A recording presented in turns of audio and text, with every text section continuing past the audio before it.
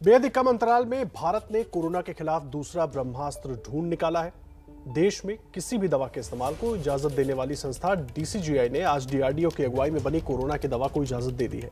इससे पहले जायडस कैडिला की विराफेन को भी कोरोना के इलाज के लिए मंजूरी मिली थी, लेकिन डीआरडीओ ने रेड्डी लैब के साथ मिलकर जो दवा बनाई है उसका काम करने का तरीका बेहद अनोखा है और ये दवा कैसे बनी है वो आपको दिखाएंगे। लेकिन उसके पहले आप स्क्रीन पर मेरे दोनों तरफ आंकड़े देख रहे हैं। ये आंकड़े बहुत अहम हो जाते हैं, किस तरह से कोरोना में कौन से राज्य में कितने आंकड़े हैं वो हम आपको दिखा रहे हैं, और साथ ही साथ कितने एक्टिव केसेस हैं, कितने लोग डिस्चार्ज हुए। और इसीलिए एबीपी न्यूज़ के जरिए हम बार बार आप सबसे अपील भी कर रहे हैं कि सावधान रहें और मास्क जरूर लगाते रहें। तो आइए अब आपको दिखाते हैं डीआरडीओ ने कैसे बनाया है ये रामबाण दवाई।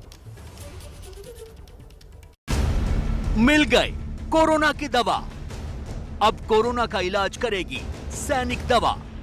जी हां, भारत ने कोरोना की जो दवा ढूंढ निकाली है उसे बनाने वाला डीआरडीओ भारत की सेना और अंतरिक्ष की जरूरतों को पूरा करने के लिए काम किया करता है। लेकिन गोलों से बात करने वाले डीआरडीओ ने जब जरूरत पड़ी तो दवा की गोली भी तैयार कर दी। डीआरडीओ ने रेड्डी लैब के साथ मिलकर एंटी कोविड मेडिसिन तैयार करने की सफलता हासिल की है। डीआरडीओ की दिल्ली स्थित इनमास यानी institute of nuclear medicine and allied science ने ये ड्रग्स तैयार की है। ये दवाई है ड्रग 2-डिऑक्सी डी ग्लूकोज। इस दवा की ताकत ये है कि एक आम कोरोना रोगी को 2.5 से 3 दिन पहले निरोग कर देती है। और दवा की खासियत ये है कि इसे किसी इंजेक्शन या टैबलेट के तौर पर भी देने की जरूरत नहीं है, बल्कि इस दवा के सैशे को खाने के बाद इस दवा के अंश शरीर के उन्हीं हिस्सों में जाकर जमा हो जाते हैं जहां कोरोना की सबसे ज्यादा मौजूदगी रहती है। ये दवा वायरस से जाकर ऐसी चिपक जाती है कि उसकी संख्या बढ़ ही नहीं पाती। एक तरह से मेडिकल की दुनिया में ये बेहद क्रांतिकारी तकनीक भी साबित हो सकती है। ये एक मॉलिक्यूल है 2-डिऑक्सी डी ग्लूकोज, जिसको हमने टेस्ट करना शुरू किया था अप्रैल 2020 में। और सीसीएमबी हैदराबाद में हमने पहला एक्सपेरिमेंट इसमें किया था, जिसमें कि वायरस के ऊपर 2DG का इफेक्ट, जिसको 2-डिऑक्सी डी ग्लूकोज भी कहते हैं, इसका इफेक्ट हमने स्टडी किया था। और फेज़ 2 क्लिनिकल ट्रायल्स मई 2020 से लेकर के और अक्टूबर 2020 तक चले, जिसमें कि बहुत अच्छे हमारे को इसके रिजल्ट्स मिले हैं, जिसमें पेशेंट्स को, कोविड-19 पेशेंट्स को ये ड्रग देने पे काफ़ी अच्छा फ़ायदा हुआ। पिछले लगभग 1 साल से इसकी ट्रायल चली है, फेज़ 1 फेज़ 2 की ट्रायल चली है। अब देखिए, जो शब्द रामबाण इस्तेमाल किया जाता है, ये मैं समझता हूँ इस शब्द को ऐसे देखना चाहिए कि हाँ, काफ़ी हद तक प्रभावी सिद्ध होगा। खास बात ये है कि 2-डिऑक्सी ग्लूकोज का जो काम करने का तरीका है, बाकी दवाइयों से अलग हटके। तो मैं कहूँगा कि हमें एक नया तरीका मिल गया है कोरोना से लड़ने के लिए, एक नया हथियार मिल गया है। मिला जुलाकर देश के सामने मौजूद सबसे बड़ी चुनौती के वक्त डीआरडीओ की ये कामयाबी बेहद अहम है। कोरोना काल में अच्छी बातें भी बुरी बन जा रही हैं, बस नजरिए का फर्क होना बेहद जरूरी है। बिहार कोरोना की मार से बेहाल है, लेकिन राजनीति फिर भी चरम पर है और ताजा राजनीति हो रही है एम्बुलेंस के नाम पर। लेकिन ये राजनीति किसी कालाबाजारी को लेकर नहीं, बल्कि इसलिए हो रही है क्योंकि एम्बुलेंस को खरीदने के बाद पर्दे के पीछे छिपाने को लेकर और मामला सामने आया है सारण जिले के अमनौर से। पूर्व केंद्रीय मंत्री राजीव प्रताप रूड़ी के पैतृक गांव से और मामले को तूल दिया है पूर्व सांसद पप्पू यादव ने।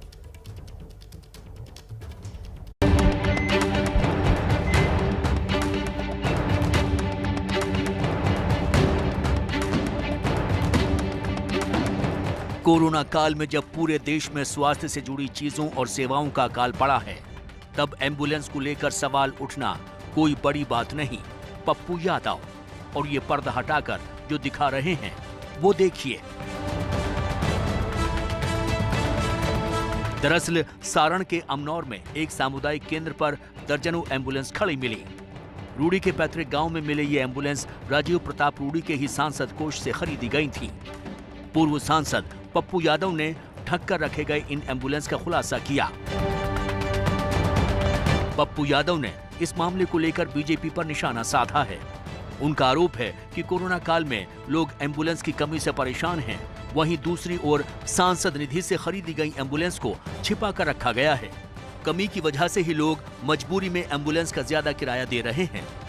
यहाँ 30 से ऊपर एम्बुलेंस और एम्बुलेंस को निकाल दिया गया, 60-70 से ज्यादा, 100 के लगभग एम्बुलेंस। हम जानना चाहेंगे संबित पात्रा जी से कि आपके भाजपा के नेता हैं, हमारे भी भाई हैं, मेरा सवाल वो नहीं है, लेकिन ये एम्बुलेंस यहाँ क्यों रखा हुआ है, सवाल न रूढ़ी जी का है न पप्पू यादव का। पप्पू यादव के इन आरोपों पर खुद रूडी का क्या कहना है, ये जानने के लिए फोन पर उनसे सीधे बात की हमारे संवाददाता प्रकाश कुमार ने। सुनिए उन्होंने आरोपों को लेकर क्या कहा। जो एम्बुलेंसेस दिख रहे हैं एमपी लैड फंड से जो खरीदे गए हैं, वो कितने आपने खरीदे थे? और पप्पू यादव वहां पहुंचे, बहुत सारे एम्बुलेंसेस दिखाए जो वहां खड़ी है, धूल फांक रही है, क्या है सच्चाई इसके पीछे? पप्पू यादव जी के लिए कोई कानून तो है नहीं, तो कोविड में वो अपने 8 गाड़ी के साथ घूमे, वो स्वतंत्र हैं, उनके लिए कोई कानून नहीं है।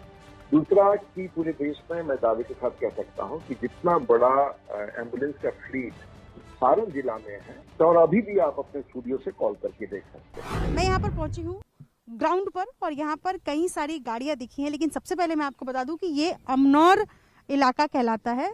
1, 2, 3 ये 3 एम्बुलेंस देख रहे हैं और इसके साथ साथ ये बात भी ज़रूरी है बताना कि सांसद निधि से जो पैसे खर्च किए गए उसमें से ये सब एम्बुलेंसेस जो है वो खरीदे गए। 4 गाड़ियाँ इस तरफ है और ये 3 गाड़ियाँ जो है वो मुझे इधर दिखाई दे रही है और ये ठीक पीछे पंचायत भवन के ठीक पीछे का इलाका है जहाँ पर इस तरीके से टेंट लगा करके ये गाड़ियाँ खड़ी मिली। राजीव प्रताप रूडी ने जब ये कहा कि ड्राइवर की कमी के चलते उन्हें एम्बुलेंस को खड़ा रखना पड़ा है, तो पप्पू यादव ने उनके दावे के खिलाफ आवाज मजबूत करते हुए बेरोजगार ड्राइवरों के लाइसेंस दिखा दिए, ये कहते हुए कि अगर ड्राइवर चाहिए तो वो दे सकते हैं। आप तो ड्राइवर हैं, आप तो गाड़ी चलाते हैं, तो ऐसा नहीं है कि आप एक एम्बुलेंस लेकर आपको कहा गया होता कि आप जो है वो लोगों की सेवा कीजिए। नहीं, हम तो असमर्थ हैं, अभी इस हालत में असमर्थ हैं। इस हालत में आप नहीं जाएंगे काम करने? नहीं जाएंगे। जब पूरी हकीकत ये है कि बीजेपी सांसद राजीव प्रताप रूडी ने अपनी सांसद निधि से 81 एम्बुलेंस खरीदी थी, जिनमें से ज्यादातर काम पर लगी हुई हैं, जबकि कुछ एम्बुलेंस कोरोना काल में ड्राइवरों की कमी की वजह से खड़ी हैं। और यही बात पूर्व सांसद पप्पू यादव को कहीं से पता चल गई और वो जुट गए अपनी राजनीति में।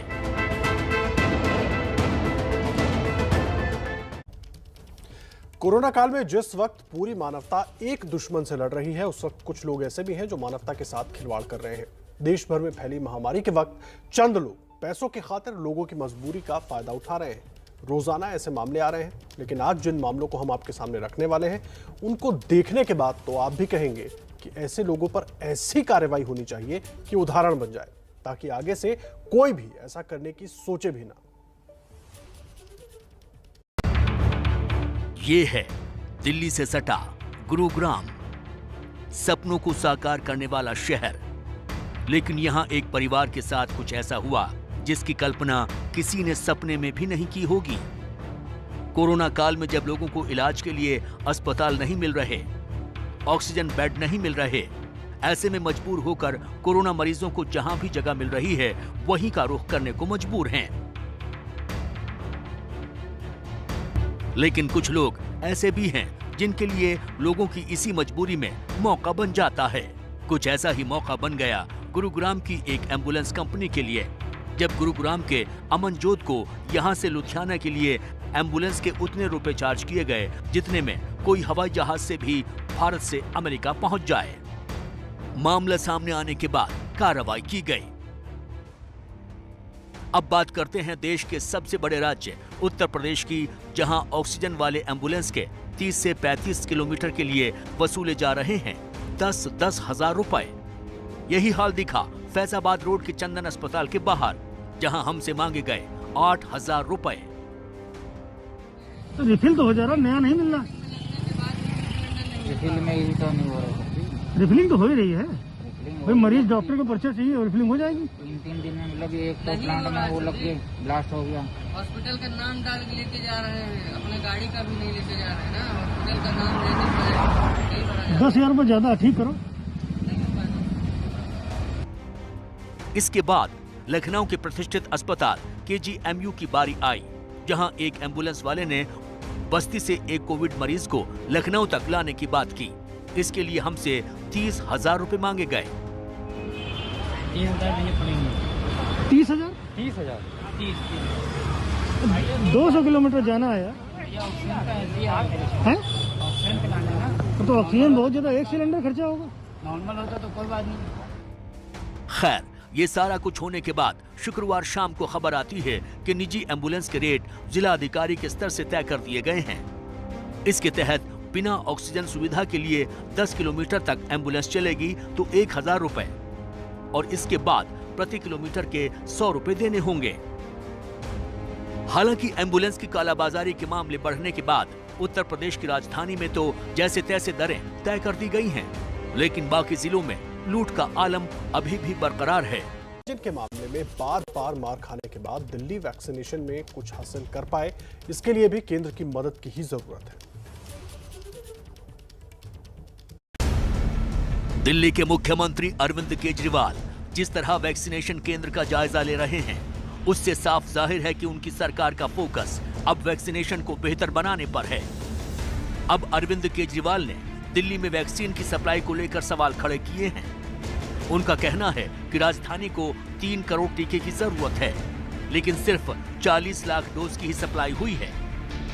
18 साल से ऊपर वाले लगभग 1.5 करोड़ लोग हो गए। 50 लाख लोग 18 साल से कम उम्र के हैं और बाकी 1.5 करोड़ लोग 18 साल से ज़्यादा उम्र के हैं। इन 1.5 करोड़ लोगों को 2 करोड़ वैक्सीन लगाने हैं, तो 3 करोड़ वैक्सीन चाहिए। 3 करोड़ में से अभी तक दिल्ली सरकार को टोटल मिला के 40 लाख के करीब वैक्सीन मिले हैं। दिल्ली सरकार का दावा है कि 100 स्कूलों में 18 से 44 साल के लोगों को वैक्सीनेशन सेंटर की संख्या 300 तक करेंगे। वैक्सीन मिले तो 3 महीने में दिल्ली का वैक्सीनेशन 80 से 85 लाख वैक्सीन हर महीने दिल्ली को चाहिए। के लोगों का टीकाकरण शुरू हुआ है। मैं खुद कई जगह देख के आया। स्कूलों के अंदर ये टीकाकरण का अभियान शुरू किया गया है और हमारे युवाओं में खासकर ज़बरदस्त उत्साह है। खूब युवा आ रहे हैं और टीका लगवा रहे हैं। जो सरकार ने व्यवस्था की है, अरेंजमेंट्स किए हैं, उसको लेके भी लोग बहुत खुश हैं।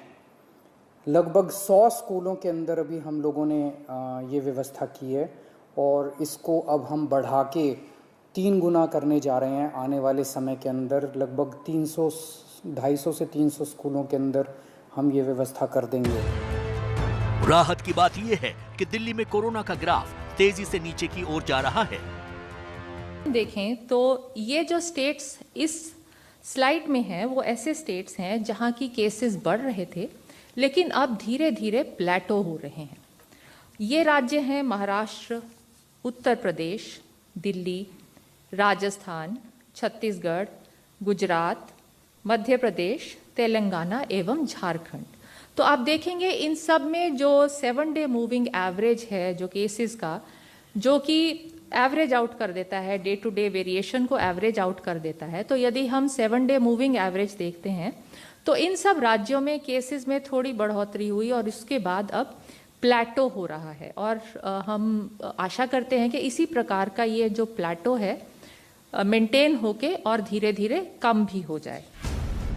ऑक्सीजन किल्लत से कोरोना के संक्रमण की बुरी मार झेल चुकी दिल्ली अब त्रासदी का अगला दौर नहीं देखना चाहती।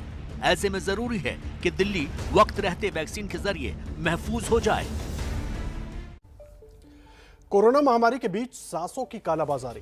जी हां, दिल्ली के पॉश खान मार्केट में खान चाचा रेस्टोरेंट का मालिक नवनीत कालरा अब तक फरार है, लेकिन सवाल बरकरार है कि पुलिस की नाक के नीचे कैसे खुलेआम ऑक्सीजन कंसंट्रेटर की कालाबाजारी कर रहा था कालरा। हम आपको नवनीत कालरा की ऐसी तस्वीरें दिखाएंगे जिन्हें देखकर आप दंग रह जाएंगे। दिल्ली की अमीर पेस्ट्री पार्टियों का मशहूर चेहरा नवनीत कालरा बड़ी बड़ी जानी मानी हस्तियों के साथ पार्टियां करने के लिए मशहूर था।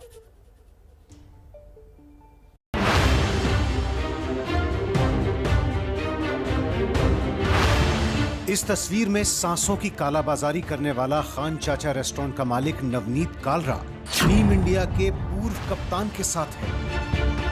और भी कई तस्वीरें हैं जिसमें टीम इंडिया के एक से एक मशहूर क्रिकेटरों या बड़े फिल्मी सितारों के साथ नवनीत कालरा पार्टी करता या हंसता मुस्कुराता दिख रहा है। ऐसी न जाने कितनी तस्वीरें नवनीत कालरा के सोशल मीडिया पर हैं, जिसमें वो बड़ी बड़ी हस्तियों के साथ है। ये तस्वीरें देखकर यकीनन आप हैरान होंगे। दरअसल दिल्ली के कई महंगे रेस्टोरेंट का मालिक नवनीत कालरा दिल्ली के पार्टी सर्किट का जाना माना नाम बन चुका था।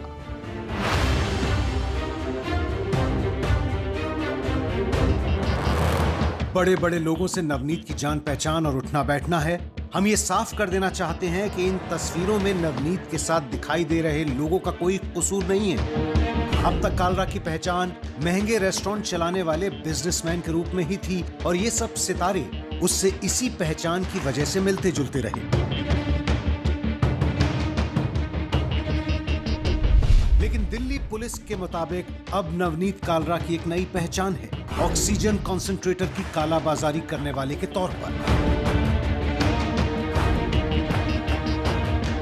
कल दिल्ली के 3 रेस्टोरेंट में से 500 से भी ज्यादा ऑक्सीजन कॉन्सेंट्रेटर बरामद किए गए। कोरोना जहां हर रोज हजारों लोगों की सांसों पर शिकंजा कस रहा है, वहीं ऐसे बुरे वक्त में भी नवनीत कालरा जैसे लोग ऑक्सीजन तक की दलाली से बाज नहीं आ रहे। और ये सब होता रहा दिन दहाड़े देश की राजधानी दिल्ली के सबसे पॉश मार्केट खान मार्केट में। इस वायरल वीडियो को ध्यान से देखिए। इसमें दिख रहा है कि खान चाचा के बाहर ऑक्सीजन कॉन्सेंट्रेटर खरीदने वालों की लंबी लाइन लगी है। ये भीड़ क्या पुलिस को दिखाई नहीं दे रही थी? सवाल पुलिस पर इसलिए भी है क्योंकि राजधानी दिल्ली के बीचों बीच स्थित खान मार्केट के बाहर हमेशा पुलिस मौजूद रहती है। कहां है नवनीत कालरा? 48 घंटे से ज्यादा बीत जाने के बाद भी पुलिस अभी तक नवनीत कालरा तक नहीं पहुंच पाई है। उसका नंबर लगातार स्विच ऑफ है और पुलिस की जांच में अभी तक वो शामिल नहीं हुआ है। यही वजह है कि अब पूरे मामले की जांच दिल्ली पुलिस की क्राइम ब्रांच को सौंप दी गई है। कई ऐसे सवाल है जो पुलिस को भी कटघरे में खड़ा कर रहे हैं, क्योंकि ऐसे वीडियो वायरल होकर सामने आए हैं जिसमें नजर आ रहा है कि बड़ी संख्या में ठीक इसी खान चाचा रेस्टोरेंट के बाहर यहां पर लोग लाइन लगाकर खड़े हैं ऑक्सीजन कंसंट्रेटर खरीदने के लिए। यानी कि यहां पर बड़ी संख्या में लोग पहुंचते थे, ऑक्सीजन कंसंट्रेटर खरीदते थे।